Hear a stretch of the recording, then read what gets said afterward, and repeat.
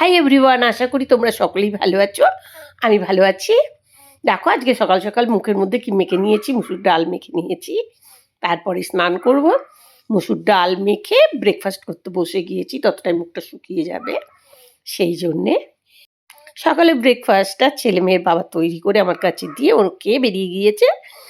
ছেলে বউ এখনও খায়নি, ওরা গিয়েছে এক্সারসাইজ করতে, ওখান থেকে এসে খাবে। চলো আমি ব্রেকফাস্টটা কমপ্লিট করে নিচ্ছি। ব্রেকফাস্টটা কমপ্লিট করে চলো চাটাকে খেয়ে নিই।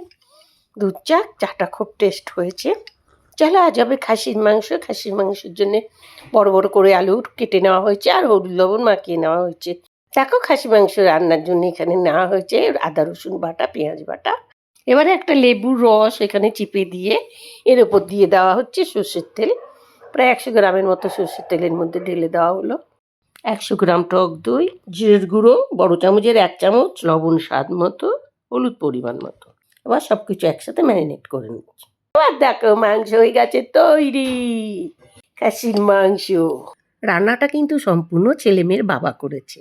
চলো দেখো মুখে রং চং মাখা দেখতে পাচ্ছ। আসলে আমি ভিডিও করছিলাম, তাই হোলির গান বলে একটু মেখেছি। এই এখন খেতে যাব। দেখো এখন কটা বাজে, সারা দুপুর ওই করেছি। এখন বাজে আমাদের এখানে 5:30, 5:35। এখন আমি ভাত খাবো। চলো এবার চলো দুপুরে লাঞ্চটা সেরে নিচ্ছি। এখানে নিয়ে নেওয়া হয়েছে চিচিঙ্গে ভাজা আর ডাল, আর ওটা হলো চিকেন। বৌমা দুপুরবেলা চিকেন করেছিল, তাই মটনটা এখন খেলাম না, এখন চিকেন দিয়ে ভাত খেয়ে নেব। চলো খাওয়াটা শেষ করি। দেখো কত চিকেন দিয়েছি, এক বাটি। খাওয়া শুরু করি। চলে এসেছি, এবার চা খেয়ে নি।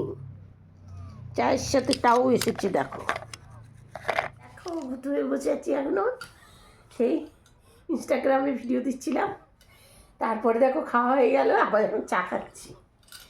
তারপরেও এই দেখো চা একটা দেখো কত সর পড়ে গেছে। খাচ্ছি, তাও মুখটা এখনো ধুইনি। ভীষণ ক্লান্ত লাগছে, মনে হচ্ছে একটু ঘুমিয়ে নি। ঘুমালে তো ব্লগ দিতে পারবো না, তোমাদেরকে এডিট করবে, এডিট দিতে হবে তো। টান হচ্ছে ভালোই। চলো চা খেতে খেতে তোমাদের জানিয়ে দিই আজকের ভিডিওটা এখানেই রাখছি। তোমাদের সাথে আবার দেখা হবে পরের ব্লগে। তত টাইম তোমরা ভালো থাকো, সুস্থ থাকো।